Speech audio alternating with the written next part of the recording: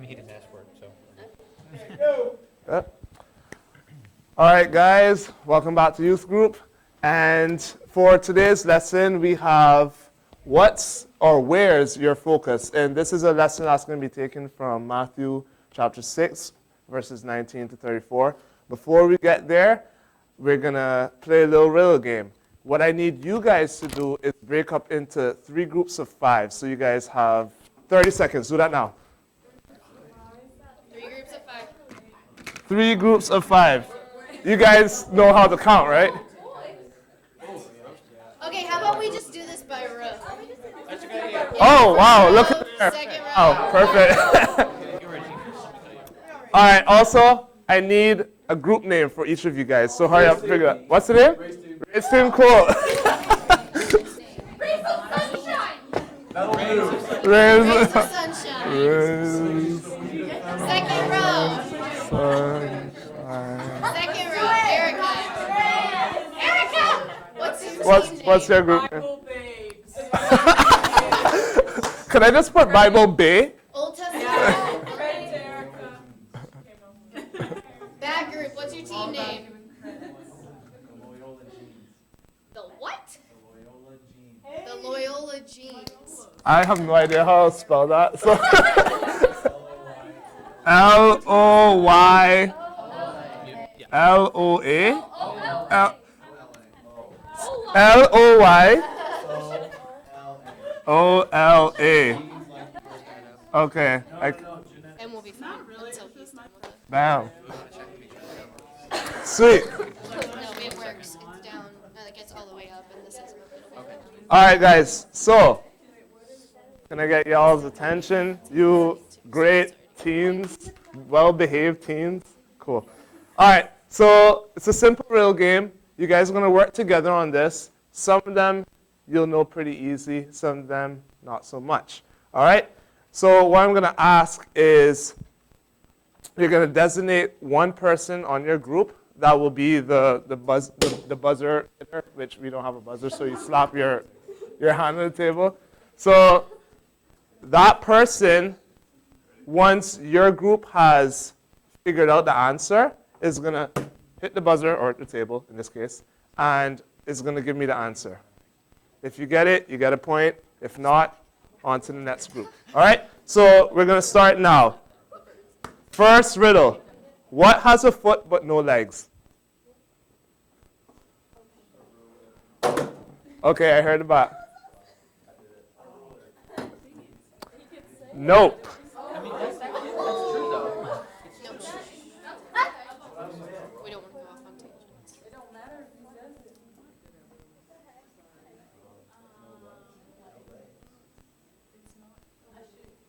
Nope.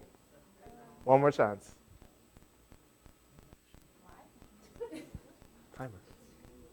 Timer. All right. So the answer is a snail. I don't know. Oh, she gets it, because I don't. But that's what it said. It's like, okay, so the part that touches the ground, the mucusy part, is a foot, but it doesn't have any legs. The answer is snail. All right? It's a snail. All right, guys. All right. So next riddle. Listen up, guys. Next riddle. Poor people have it. Rich people need it. If you eat it, if you die, what is it? Awesome. Ooh. Bible base. That's 1 point. Sweet. No offense. All right. This one has multiple answers. So I'm looking for my answer. Okay. Yeah. All right. So what comes down but never goes up? Where's the buzzer? Thank you. Solid. Loyola Jeans, where you at? All right. Next one. I'm tall when I'm young and I'm short when I'm old. What am I? Yes. Bible days on fleet. Where are we? See it. Okay. All right. Next one. You guys ready? Awesome. Mary's father has $5. Nana, Nini, Nini, and Nono. Okay. Look at you guys. Solid, solid, solid. Huh? It was Mary's father has $5. They say the names, and then they ask, what was the fifth daughter's name? There you go. Awesome. Next one. How can a pants pocket be empty and still have something in it?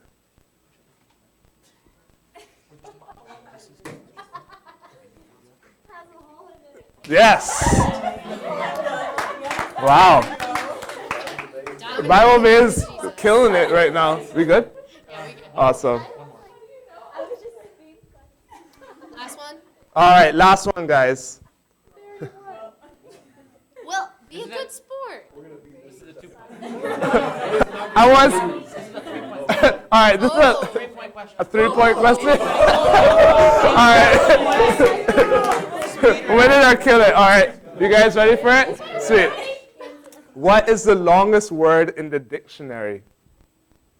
Anti-disestablishmentarianism. Not the answer I'm looking for. Oh, he's face. Also not the answer I'm looking for. I'm going to say it one more time. What is the longest word in the dictionary? It's The dictionary. no. No. It's not like an actual word. Should I give them it? I'll give it to them. Smiles, because there is a mile between the two S's. So, in this case, Bible Bays are the winner.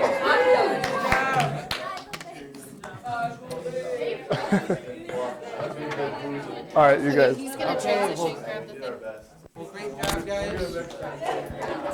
You guys can give yourselves a clap. Yes, good job, everybody. Okay, so great job. So that was an example of an exercise that requires you to have a lot of mental focus and a lot of teamwork. You know, you have to have the same goal in mind, which is to find the riddle, right? And so as you're doing this, you have to be very attentive and listen to the speaker as he's telling you the riddle, and then think of the answer very quickly. And in the same way, that is a big theme that we see in Matthew 6:19 through 20, or 34 rather, is that you have to be focused. You have to know where it is that you're looking, where it is that you're listening, where it is you're showing attention.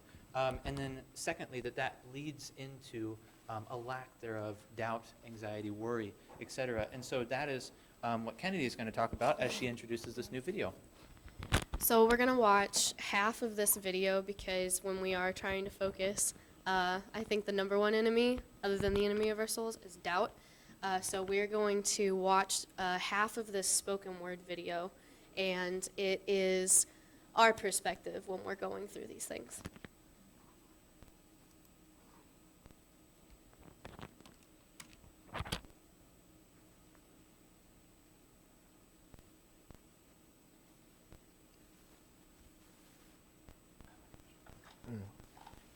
I remember my little niece ran up to me and told me, "We learned about Jesus today." And I could tell by her smile she was so excited to learn about this man that she did not quite know yet, but she knew without a doubt for it to be true, because after all, Mommy said so. And that was the first time in my life that I looked into the eyes of a child and envied them, because she had no idea of what it feels like to doubt. What it feels like to have your entire belief system overload with skepticism. To never know the day that you would finally be able to live beyond the shadow of a doubt. I've lived in its darkness for so long. It seems like I have all the right questions, but never enough answers, and my faith is small enough to fit in the cracks of my palms. God, every night I lay my head down to sleep, the city of my mind is attacked by a legion of questions, threatening the living rooms of my sanity and holding them hostage. Can you help me? Last year, my grandmother, laid in a hospital bed like a bus stop, waiting for God to come pick her up. I had never seen such pain and such confidence living in the same eyes when she told me, I don't know what I'm gonna do, but I know who I belong to, and I was so happy for her. And something inside of me wished that somehow before she passed away, she could pass down her confidence in God to me like an old family picture. I remember sitting in the back row of a cold sanctuary, crying, because I desperately wanted what the preacher was saying to be true, but my doubts were preaching a sermon of their own, and the streams of my tears turned into oceans of frustration. I remember sitting in a college classroom, and the only thing being tested is my faith in God. The only thing passing is my hope. Me, in a backpack full of fear, and nowhere to go. No one to help me unpack. I sleep, but I never rest. These lines around my eyes are not wrinkles, they are maps that show you the winding roads that lead to my pain. I'm tired. And I'm longing for the day that I can place my fingers in his nail-pierced hands, because honestly, I've considered quitting, but where will I go? Back? There's no home for the living in the land of the dead, so I keep pressing forward. Today I have faith, but I can't make any promises about tomorrow. I'm surprised I've held on this long. God, just make me feel like I'm not crazy. God, let me know that I'm not just making friends with these walls. When I pray, I'm not questioning you. I just got questions. Don't leave me here.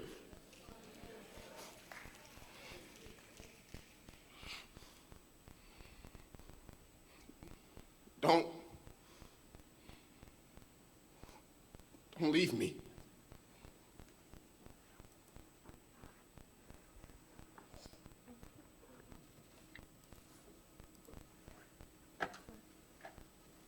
All right. So that is an awesome video, and just very clearly illustrates the thought process that goes on as we are filled with doubt and as we're filled with worry about how to make it through daily life. And so as we transition, Jesus senses this, and he knows, because he knows our hearts so well, he knows what it is like to live in this, in this fragile human world. And so he gives this sermon on the Mount. And in this sermon, he talks about what it means to be a citizen of heaven, and what that should look like, and how it differs from the world and from the way that the Jewish culture was so accustomed to.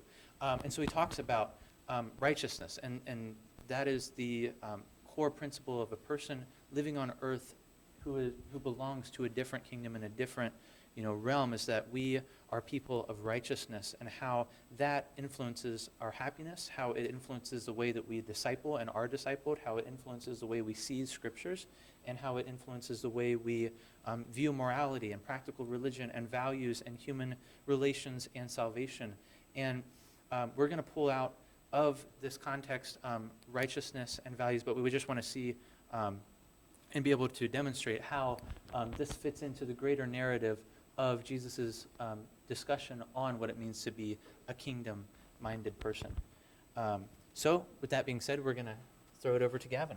All right, so we are going to run through the text verse by verse, and as we're going through it, we will also be fitting in our applications as well as what the text is really saying to us. So in verse 19, starting with me, you can see that it says, "Do not store up treasures here on earth, where moths eat them and rust destroys them, and where thieves break in and steal."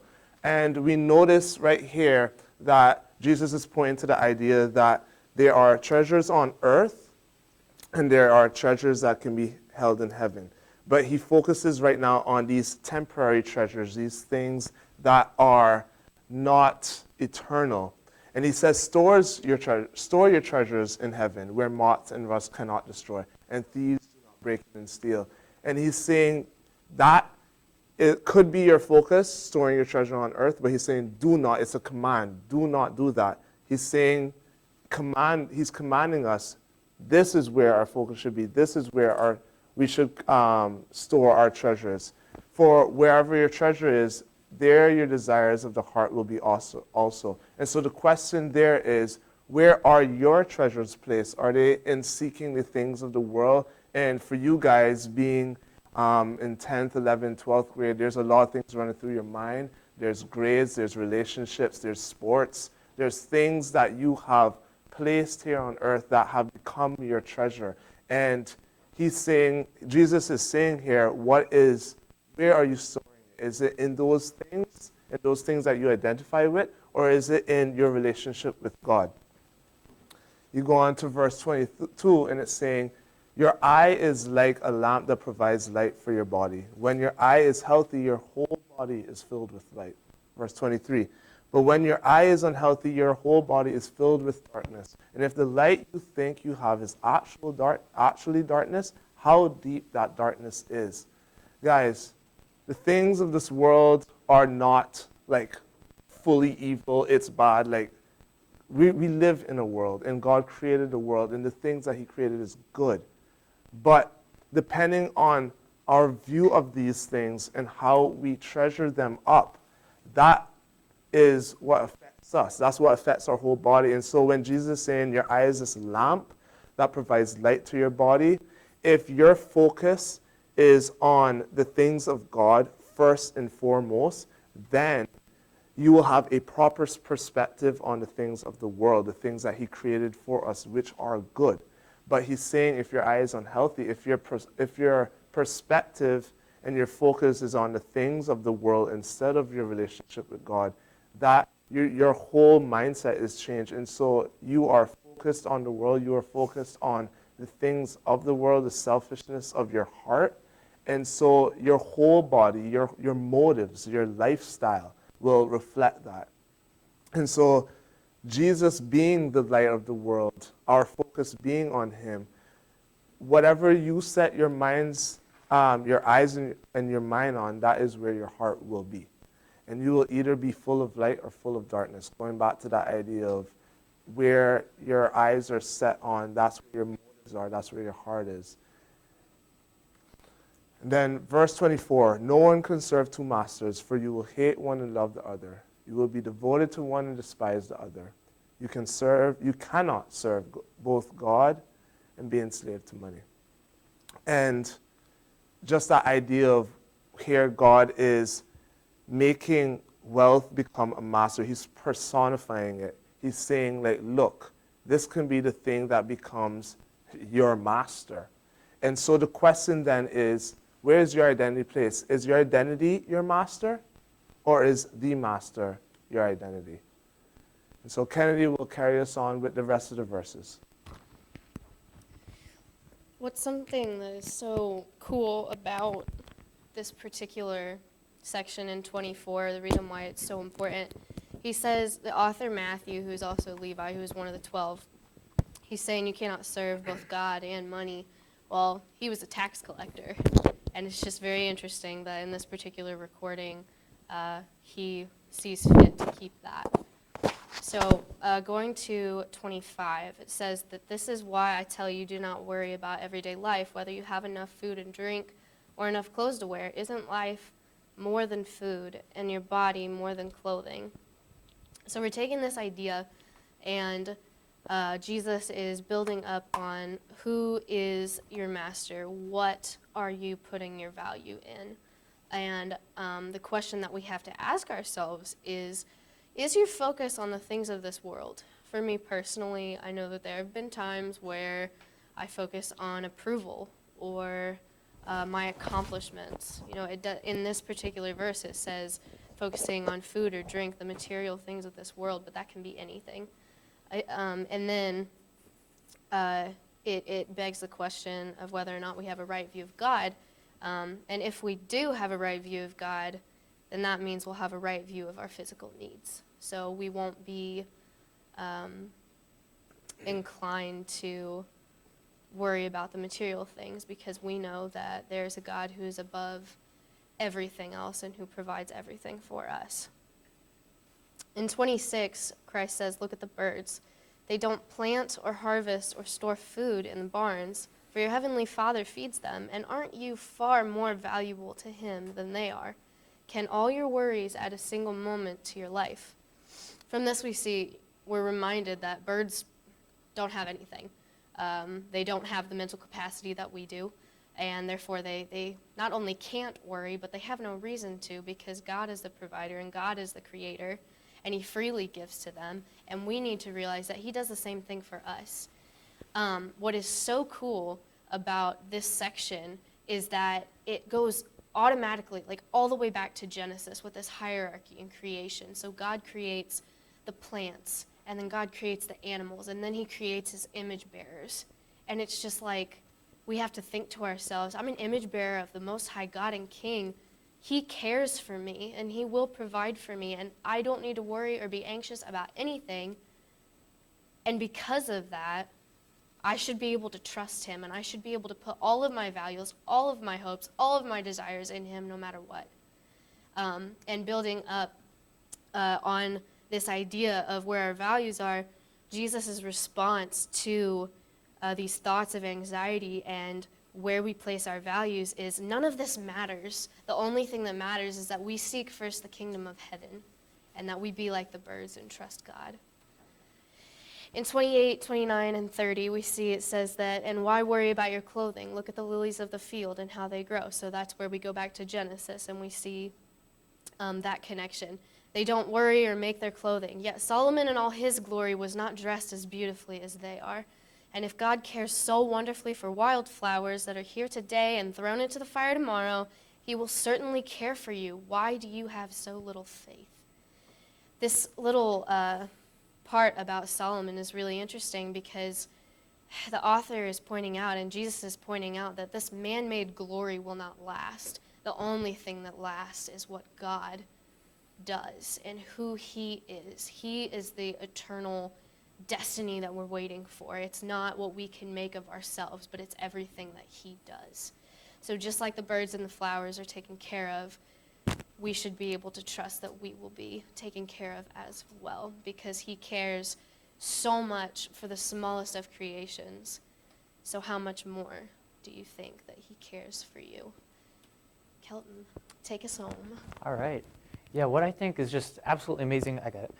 The more that I just study and read the Gospels, just seeing just how absolutely brilliant Jesus is in the way that he communicates and the way that he ties everything together. For so many years, I read these as four distinct separate units, all talking about different things. But what I've realized as we've been studying this out together is that he's all talking about one thing, and he's building one off the other, how you're not supposed to store up treasures on earth, but treasures in heaven, because it's a reflection of your value system. And if I'm valuing God truly, then I'm going to be most focused on God. And as I'm focused on God, the light from his presence, the light from his word is going to fill my life, and I'm going to be filled with light and not the darkness that comes from being focused on the world. And then as I go farther, I see that, as I'm a master, as I'm being under the mastership of God, as opposed to this world, I am able to live without worry, because he is a good master, he is a good father, and he is a good king, and he knows how to provide for his subjects, for his people, for his kids.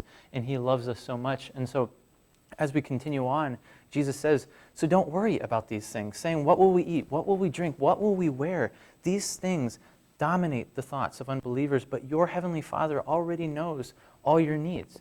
So he's saying, all these things are going to be provided. God is totally aware of all of the problems, all the circumstances that we're going to face, all the needs that we have as we just live normal life, and as we also minister and as we're following his will. And so he's saying, don't worry about these earthly things, just like the people of this world do.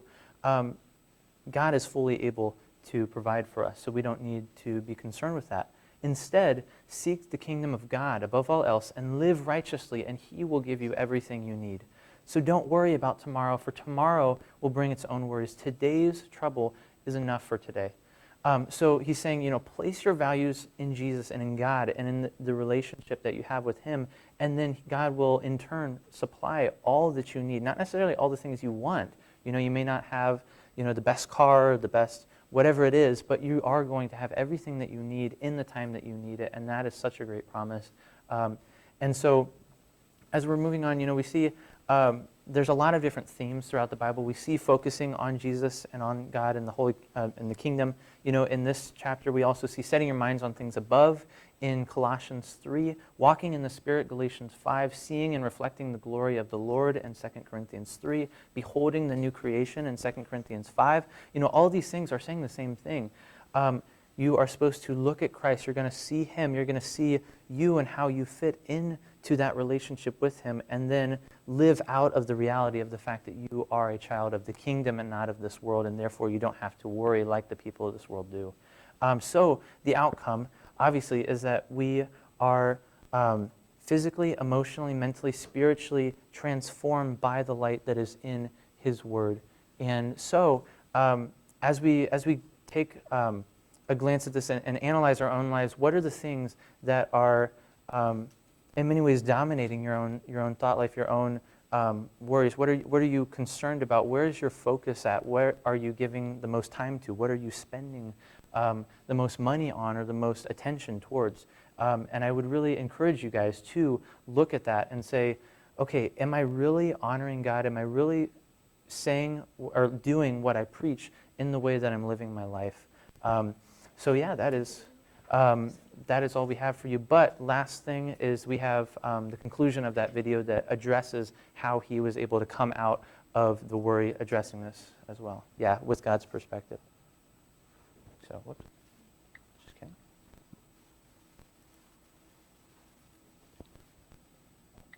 All right. Here we go.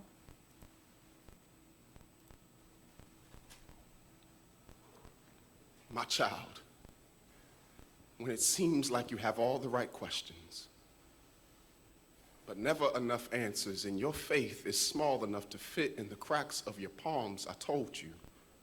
Faith the size of mustard seeds can rearrange whole landscapes and turn mountains into open highways. Faith comes by my word, so maybe you've cuffed your ears. My child, don't be childish. But consider the child whose faith has not quite learned the definition of impossible. Have your questions. I'm not telling you to have a blind faith. I'm telling you to consider the blind men who had faith and believed my words before they were even able to see me. Consider the birds that eat from my hand and do not fall from the sky without my consent. So how much more will I love the ones that I died for? Before you doubt me, doubt your doubts.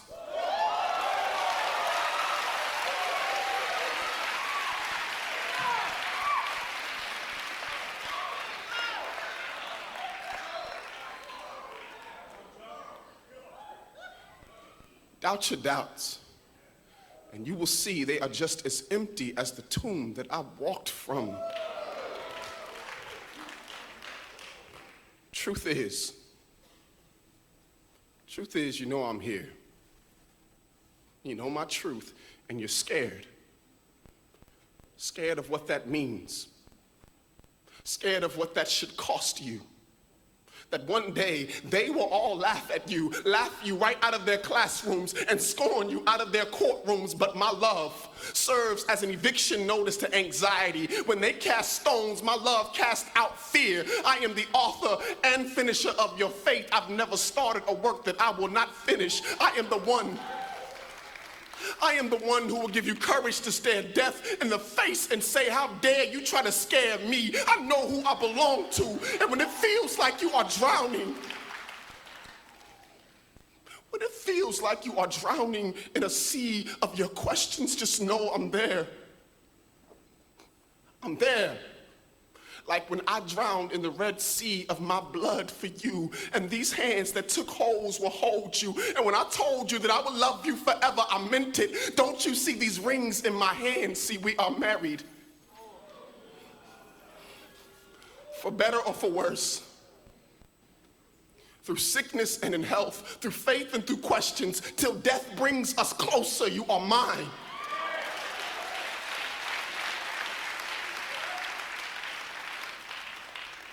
You are mine,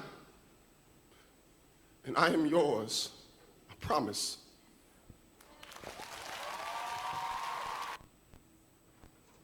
let's go ahead and pray and close out. Father God, we